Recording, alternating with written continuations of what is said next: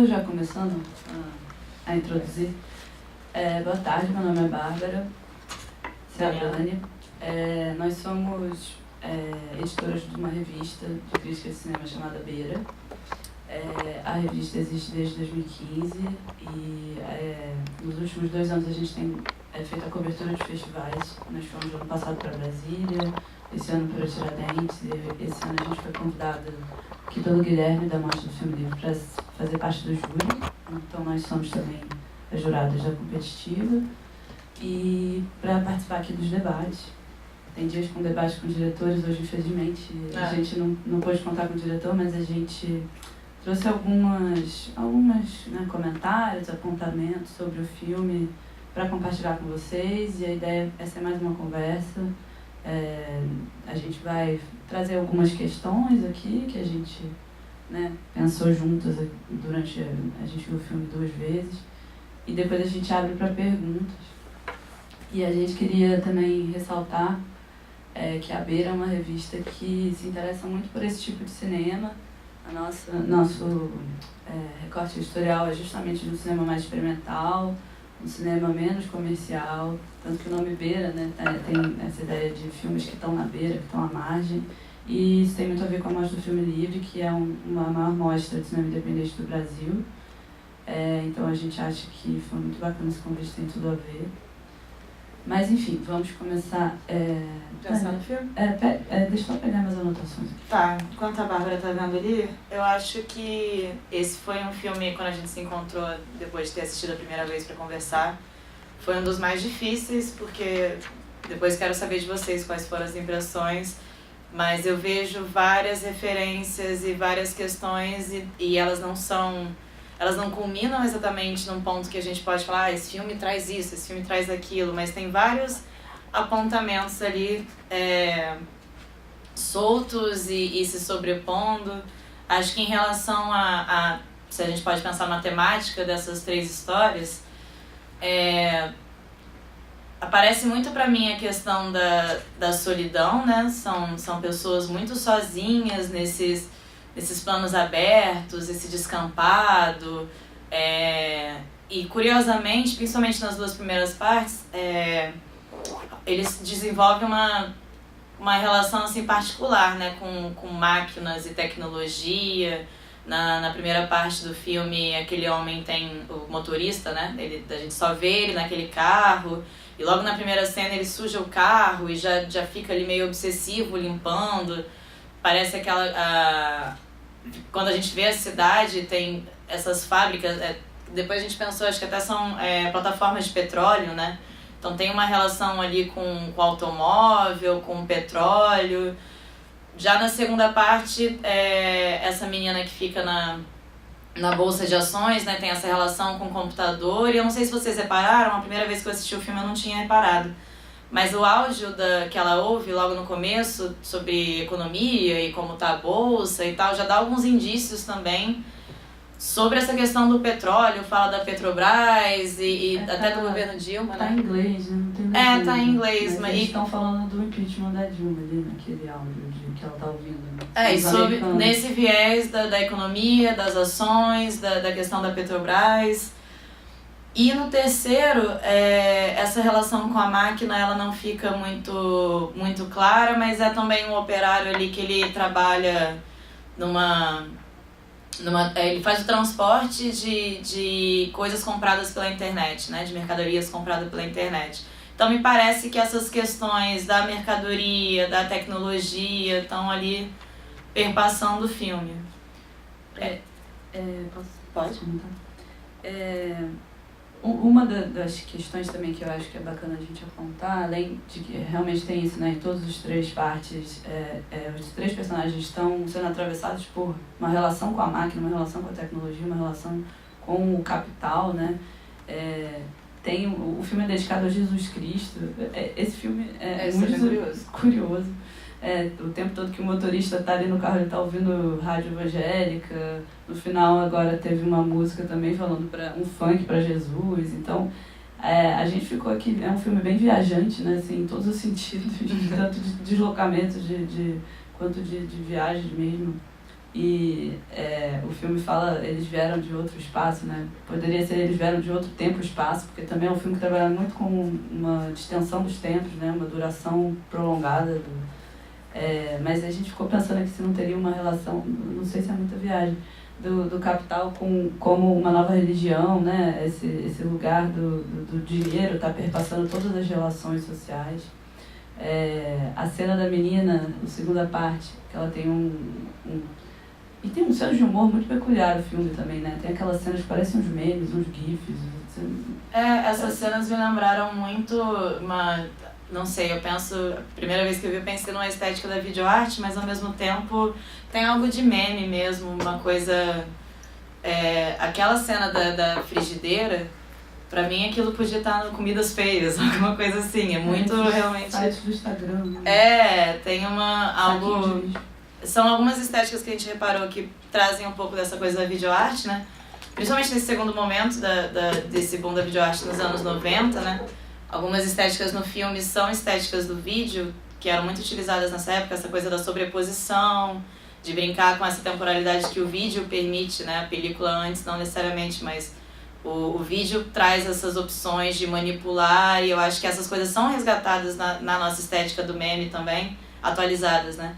E eu acho que o filme trabalha um pouco essas potências assim do vídeo, e ele acaba criando o que contribui também para algumas leituras em relação a essa coisa do espaço, eles vieram de outro espaço e tal, que são esses fantasmas, né? A imagem traz vários fantasmas por conta dessa distensão do tempo, desse tempo que é esticado e sobreposto. Parece que tem vários espectros, né? Vários Sim, fantasmas. parece que ele brinca um pouco com essa coisa da solidez da imagem, né? Daquela imagem única e sólida. O personagem, dessa última parte, a gente fica vendo vários fantasmas dele. E não sei, pode ter alguma coisa relacionada a esse tempo e espaço que a gente estava pensando. Me convoca muito uma coisa assim, ecos, uma reverberação de uma memória, de um passado de tempos ali que estão se entrecruzando. E é quase uma experiência quântica ali de espaço-tempo, né, o tempo relativo, sei lá. Uhum. O filme é bem viajado, assim. Essa coisa do espectro me fez pensar agora uma questão do virtual, que eu acho que está muito nesse filme também, essa virtualidade, né? Sim. Tanto essa questão do Jesus, desses fantasmas, dessa relação com essas pessoas, que é uma relação meio virtual, né? Dela ali na ação, a própria relação do dinheiro, a relação do Tinder, a relação do dinheiro porque esse dinheiro é um dinheiro virtual, né? Não é um dinheiro físico. Então acho que passa aí por uma questão de virtualidade que de repente é até desse espaço que esses outros vêm, né? Desse espaço virtual, não é esse espaço terreno, material. E tem também essa segunda parte que eu ia falar, eu até me perdi. Quando ela... aquele espectro que aparece ali no fantasma, me parece aquilo ali uma relação, ou uma memória de uma relação, tem um término ali, né? E ela tá falando dele quando conheceu no Tinder, descrevendo ele com números, né? Tem 1,73 m, ele tinha barba, ele era assim, assensado, e cruza isso com uma fala de bolsa de ação de valores. Então parece que um comentário assim, olha como as relações estão dentro de um campo de investimento, né? Você fica com uma pessoa se aquilo é um investimento a longo prazo que vale a pena, que vai dar lucro. Então, tudo é um pouco, as relações ficam frias, ficam mediadas por cálculos, né? É como se as pessoas estivessem se desumanizando, se robotizando, se tornando meio maquínicas. Aquela fusão do cara com o carro dele também, né? Acho que o filme tem muito esse tipo de comentário, assim, um comentário crítico, meio irônico, meio, né, do capitalismo mesmo, dessas relações com as máquinas. Tudo é mediado. Tem uma cena também na terceira parte que ele está o tempo todo no celular, né, e passando a barra de... Quando você passa aquele vermelhinho no código de barras dele mesmo, como se ele mesmo fosse uma mercadoria. Então, é um filme de baixo orçamento, né? Dá pra gente ver até nos créditos que o diretor, ele faz o som, eles devem ser amigos, né? Que fizeram o filme juntos. Todo mundo da equipe fez outras funções, parece que foi realmente um grupo de amigos que se juntou ali e fez acontecer. É do Rio Grande do Sul, né? O filme também, a gente deu uma pesquisada. Mas tem muitos atravessamentos ali também, a coisa do impeachment, da Petrobras, da corrupção da Petrobras. O cara para no posto da Petrobras e tá enchendo o tanque de gasolina ali. Na última parte do filme tem uma fala dele que me parece muito interessante, quando ele tá falando com aquele amigo, né, que a gente não sabe se é amigo, aquela pessoa que apareceu ali, e eles ficam conversando olhando a praia. E aí ele começa a falar muito solto, assim, meio a princípio sem pé nem cabeça, mas tem uma frase que ele fala da memória, que a memória ela não é necessariamente algo que aconteceu, ela é uma imagem que te leva para outra. E novamente aí a questão do virtual, né, da virtualidade das coisas, não, quando eu digo virtual, não é só esse virtual de internet, né? Mas é essa outra esfera do pensável, do imaginário, que não é física, é sólida. Eu acho que ele brinca muito com essa noção do sólido, do transparente, do que está ali, do que está em outro espaço. Isso como a Dani falou, já é uma questão, são recursos ou né, experiências mesmo feitas na videoarte e também no cinema estrutural, falando um pouquinho mais voltando um pouquinho no contexto histórico. Eles usam várias ferramentas que a gente vê, que até já virou assim, até um pouco lugar comum, né, dentro de um tipo de cinema mais contemporâneo, que é o uso do zoom também. Todas as entradas de parte 1, parte 2, eles usam um zoom muito demorado, muito longo, que é tentar trabalhar com os meios fílmicos, né, de forma bem assim, pontual. Eles fazem muitas panorâmicas também, então tem uma certa... tentar explorar o meio fílmico, as ferramentas que o cinema tem, de forma mais alentada, né, assim.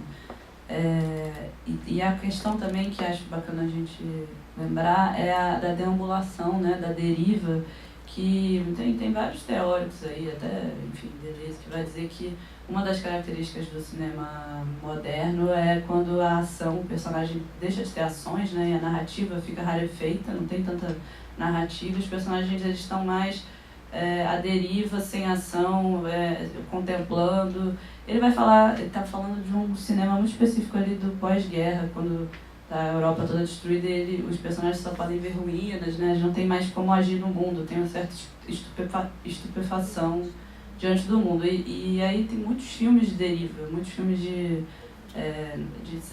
sem narrativa, né? Assim, aquela ideia que a gente tem de narrativa começo, meio e fim, que conta uma história.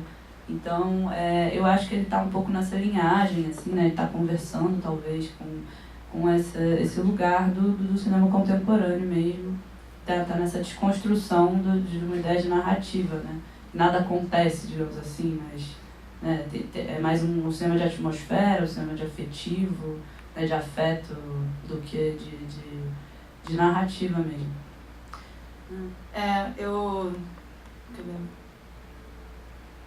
Deixa eu pensar um negócio agora, você falou, eu perdi. Fala. Não, me perdi, daqui a pouco eu lembro. Vocês querem fazer alguma colocação? Produção de GIF, já falando. Sim, tem uma coisa que eu acho também bacana no final. Tem uma crise ali, né, quando eles tem um diálogo dos dois ali. Também tem a sinopse do filme que é maravilhosa, que é... Era isso que eu ia... justamente. Era que a gente só foi ver a sinopse depois de ter visto o filme e ela deixou a gente ainda mais intrigada, porque a sinopse é um motorista, uma investidora, né, de ações, e um operário tem suas vidas abaladas quando encontram seres de outro mundo, de seres extraterrenos. E aí assistindo, o que são esses seres? Quem são esses seres, o que são esses seres, e aí eu reparo 3 aparições, assim, ao longo do filme, tirando esses personagens principais, né? Ali na primeira parte tem aquele homem na estrada, que, eu não sei se vocês repararam, é o mesmo homem que estava no posto de gasolina fumando um cigarro, e ele reaparece num flash na estrada, e é momentos antes do final da primeira parte, né, que ele entra naquele túnel de luz ali, algo acontece. Na segunda parte, aquele namorado dela, que parece que é uma cena de término, né, que inclusive ele tocando Titanic na flauta, é bem irônico, assim, o barco afundando, o namoro acabando. Ela joga água no fogo. Ela joga água no fogo, fogo da paixão. E esse cara, quando ela vai embora, eles usam novamente esse recurso, né, da sobreposição da imagem, e ele desaparece também. Então também parece uma aparição que não é dali, desestabiliza. E na segunda parte é esse amigo, né, que fica ali conversando com ele, é uma conversa que ele tá muito insatisfeito com o trabalho dele, mas numa situação que eu acho que, enfim, se a gente pensar na conjuntura do país, muitos jovens estão nessa situação, ganhando mal, quando empregados, né, ganhando mal, mas também sem saber o que fazer, porque para sair dali precisa ter uma qualificação e mesmo assim não é fácil, então essa coisa meio atada, assim, do jovem trabalhador brasileiro. Do emprego informal, né? E ele tá justamente colocando essas questões ali para essa figura, que a gente também não sabe quem é, e depois dessa conversa começa essa perambulação pro meio do mato, né? E como se ele estivesse, não sei, largando tudo, algo ali fez ele repensar, e é justamente esse momento que essa solidez dele começa a desaparecer, e tem vários ali dele ao mesmo tempo, e ele entra nesse vazio, né, daquele matagal. Então, não sei. São leituras, né? Acho claro. Que a gente, como críticas, não tá aqui para fazer juízo de valor, para dizer se o filme foi bem feito ou foi mal feito. Acho que a gente não acredita que a crítica seja isso, né? A crítica é justamente você tentar fazer uma leitura e entender qual foi a proposta dos diretores e como que aquilo está sendo, né, trabalhado, operado dentro de uma coerência interna do próprio filme. Então, assim, essa é uma das leituras possíveis, né? Porque o filme cada pessoa vê e impacta de uma maneira. O filme tão aberto, assim. É um filme bastante aberto. Então, a gente queria ouvir um pouquinho de vocês, o que vocês acharam. Eu acho que ela ali quer comentar, não? Então, eu tô aqui desde o início pensando mesmo na possibilidade do tema, né? Na temática desse filme. E desde o início eu observava, né, as primeiras cenas, acreditava que aquele personagem estava no carro e estaria até morto, né? Pensava que ele era mesmo um fantasma. O da estrada, o que aparece na estrada? O tempo todo naquele carro, sim. perdido, né? A questão dos riscos que ele poderia ter passado, que ele já estava falecido, a encontrar um outro mundo muito, assim, além, né? Não aqui terrestre. E depois voltou a questão mesmo do tema, está muito ligada à parte do trabalho, né? É uma questão muito atual, do que como e para onde a gente está caminhando, né? A questão da função do trabalho, das profissões, e aí o investimento, né? Aquela outra personagem na segunda parte, que ela não trabalha, né? Ela fica o tempo todo comendo aquele sanduíche, se alimentando, consumindo, né? E na internet acompanhando as notícias, o que está acontecendo no mundo por aí, e a partir daí ela virou uma investidora. Então ela não trabalha. Aí na terceira parte, a outra questão do outro personagem, que trabalha na questão mesmo do trabalho, que não tem rendimento e nem solidez nenhuma, ele está seguindo sem rumo, perdido. E essa questão da luta, essa questão massacrante, inclusive tem o tema Jesus Cristo, que eu penso como um cara que estava no trabalho dele, tentando caminhar, buscar, tentar, e assim, morreu, né? Morreu e não conseguiu. Então, ali é aquela situação de que todos os personagens vão caminhar, e nessa caminhada, como Cristo, né? Se sacrificando, sofrendo, carregando nas costas todos os problemas do mundo, que não tem solução, né? E a questão mesmo, ele fica naquela busca, naquela tristeza dele, de as incertezas que vão nesse caminho, né? A luta, e continua lutando. Eu achei um tema muito atual, uma questão que envolve mesmo o mundo de hoje, o mundo do Brasil, né? As questões certa martirização dos jovens também, né? E a gente está perdido. Essa é a sensação que eu tive. Eu gostei muito do filme. Pena que ele não tá aqui, que dá parabéns. Seria ótimo se ele estivesse aqui para conversar. Nossa, ia render muito, né? Porque é muito, muito amplo. A gente começa com uma visão e ao longo da... A gente... Tá ligado? A gente começa com uma visão, né? E vai seguindo o filme e vai falando, meu Deus, aonde que a gente vai parar com o filme? Aí quando vocês trazem essa crítica, que é uma crítica super interessante, um olhar que a gente não tem da técnica do cinema, mas eu adoro cinema, aí realmente fechou. Cada um vai ter uma interpretação diferenciada. Essa foi a minha interpretação, eu acho que... Eu adorei essa leitura da primeira parte, de que talvez ele até já estivesse morto, porque aquela cena que o outro personagem, que depois vai aparecer na estrada, fuma um cigarro dentro do posto de gasolina, parece que algo ali vai acontecer, né? Isso deu uma sensação, falei, meu Deus, é um risco, ele tá fumando ali. A gente está sempre em constante riscos. Da vida. E a própria bolsa de ações, né, também tem a ver com esses riscos. O tema dos riscos também. Aí no terceiro item, realmente, eu só percebo aquele personagem muito perdido, sofrido, ia trabalhar, voltava para casa. Sim. E aquela vida muito metódica, muito sacrificante, né? Então, assim, é algo muito atual na vida da gente. A gente vai para casa, trabalha, volta e a gente não sabe para onde vai. É uma maquinização da vida, né? Isso, assim, isso robótica. mesmo. Até que ponto o capitalismo vai te enxugando e só resta o quê? Jesus Cristo. Quem consegue o trabalho, né? Se é aquele, a gente confia, né? Mas a própria relação da terceira parte daquele rapaz com o trabalho é uma relação de risco também, né? Porque ele pode, não quero mais fazer isso, quero fazer outra coisa, mas é sempre um risco porque, enfim. A gente atrela mesmo a religião, a gente busca nela essa salvação, essa coisa que a gente pode imaginar que vai transcender a gente vai acordar de manhã, vai seguir em frente. Mas assim, muitas das vezes eu percebi o filme que eles estavam nessa sensação de perdidos, a deriva. É isso. Obrigada. Jesus pode ser nesse sentido o caminho dessas pessoas perdidas, né? Um caminho. Nesse filme, né? Não na vida.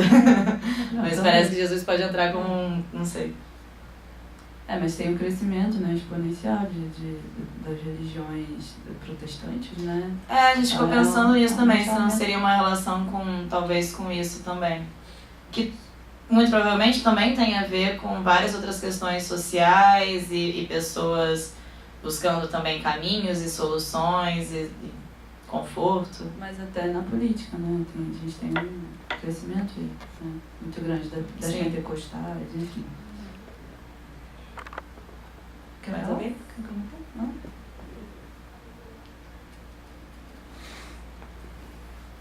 Ninguém mais? Vocês têm ideia da trajetória desse filme? Vocês chegaram a pesquisar, assim? Não, acho que ele circulou. Eu acho que ele passou em outros festivais. Eu Não acho que sei eu mostro do filme. Realmente eu não sei. Tá estreando? Legal. Não sei, eu vou ter que checar, assim. Não vou Mas ele é 2019? Ele é as filmagens são de 2018. Tem até uma cena ali que mostra a data, né? Que é julho de 2018. Eu cheguei no final, não consegui ver. Mas ele é bem recente, então eu acho que é uma aposta aqui do MFL, mas tem que checar isso, estou falando isso, porque eu não lembro de ver em outras programações. Eu também não. E ele é bastante um filme bem independente, né? Você vê que não tem financiamento, não tem edital, né? Ele é feito ali na raça. Não tem nem logo dos parceiros. Não tem nada. Eles fizeram provavelmente com a câmera deles, né? Totalmente independente mesmo. Sem financiamento. Mas seria bacana ter o diretor pra perguntar, né? Diretamente. A gente tá aqui supondo coisas, mas... Mas é um filme que faz pensar muito, porque ele realmente pode ir pra muitos caminhos. Bom, gente... Vocês querem fazer uma pergunta? Acho que no final das contas, a gente não falou aqui, mas ele traz essa coisa que tem a ver também com esse tempo, com o nosso tempo atual, né? Que são esses tempos mortos, o tempo da estrada, o tempo rodando ali na estrada, o tempo sentado no computador. Os personagens passam muito tempo fazendo algo e ao mesmo tempo fazendo nada, né? E acho que é uma questão também, uma relação nossa atual com o tempo. Né? Quanto tempo a gente não passa no celular, no computador, e são tempos de atividade inativa, né? De produção capitalista, mas improdutiva também pra gente mesmo. Então, acho que o filme traz essas relações todas. A própria ideia da bolsa, né? Você não produz nenhum produto na bolsa. Você investe e é dinheiro que vira totalmente dinheiro, virtual. Mas é uma coisa doida, né? Assim, a bolsa é quase a mesma lógica da aposta de cavalos, né? Você fica ali o dia inteiro apostando e transformando dinheiro em mais dinheiro. Mas a aposta de cavalos ainda tem uma materialidade ali viva do cavalo correndo. Ali são aqueles gráficos, não à toa estão em cima do rosto da menina, né? Na cena final da parte 2. Bom, pessoal, acho que ninguém mais quer fazer uma colocação? Acho que a gente encerra. Então, vamos convidar vocês para o próximo debate? Né? O próximo filme é muito legal também, se vocês quiserem ficar para assistir, é Fôlego. É o Fôlego às 6 horas, depois tem debate com o diretor. Isso. E é bem legal o filme. Obrigada. Entrem na beira. Qual é o endereço? É na Medium, né? Aquele portal. Mas se você botar a revista Beira no Google, já aparece. Já é primeiro.